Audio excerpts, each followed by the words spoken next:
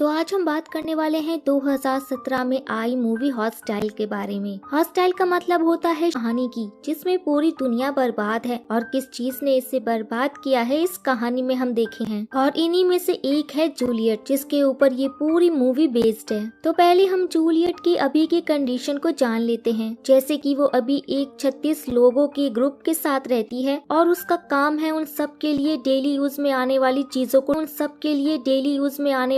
को ढूंढना। इसलिए वो अपने बेस से बाहर अपनी एक वैन में कुछ हथियारों के अब रास्ते में जूलियट को कुछ खाली पुरानी खराब हुई कार्स मिलती हैं, जिनमें से वो खाली बर्बाद हुई एक गैस स्टेशन पर पहुंचती है और वो सावधानी के साथ हाथ में गन लिए अंदर जाती है। वो स्टेशन उसे सेफ लगता है तो जूलियट वहाँ थोड़ा वो डर तो गई थी पर बिना घबराए वो वहाँ से निकल जाती है। अब वो अपने रेडियो से बेस में दिन में बाहर नहीं निकल करने को बोलता है और खतरों में ना पड़ने का ज्ञान देता है। अब जूलियट को ज्यादा इसलिए वो अपने बेस जल्दी पहुंचने के लिए एक थोड़ी दूर ड्राइव करने पर उसे एक वैन दिखाई देती है। सप्लाईज कम होने की वजह से वो उस वैन में काम करने वैन के बाहर एक घायल बूढ़ा आदमी मिलता है। वो जूलियट को उससे मारने के लिए बोलता है और बताता है कि उस पर रात में उन क्रिएचर 2017 में आई मूवी हॉस्टाइल के बारे में। हॉस्टाइल का मतलब होता है शत्रु या दुश्मन। तो मूवी की कहानी में हम जानेंगे कि कौन किसका शत्रु है। तो अब बात करते हैं इस मूवी की कहानी की जिसमें पूरी दुनिया बर्बाद है और किस चीज ने इसे बर्बाद किया है इस कहानी में हम देखकर जिंदा बचे हुए हैं। और इन्हीं में से एक है जूलियट जिसके ऊपर ये पूरी मूवी बेस्ड है। जान लेते हैं। जैसे कि वो अभी एक 36 लोगों के ग्रुप के साथ रहती है और उसका उसमें आने वाली चीजों को ढूंढना।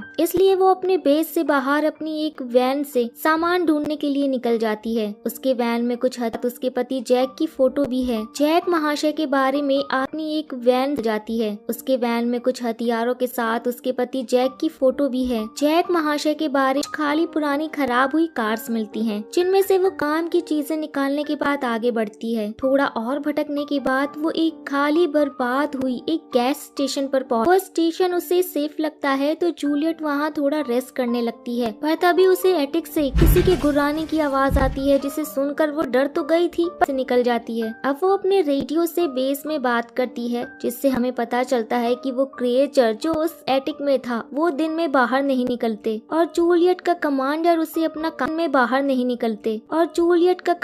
उसे अपना काम करने ना पड़ने का ज्ञान देता है। अब जूलियट को ज्यादा सामान नहीं मिला था और उसकी बैटरी भी खत्म होने वाली थी, इसलिए वो अपने बेस जल्दी पहुंचने के लिए एक शॉर्टकट लेती है। अब स्लैशर्स और एपोकलिप्स मूवी का इतिहास गवाह है, जिसने शॉर्टकट लिया वो मरेगा। तो देखते हैं जूलियट जी के साथ अब आगे। थोड़ी दूर ड्राइव करने पर उस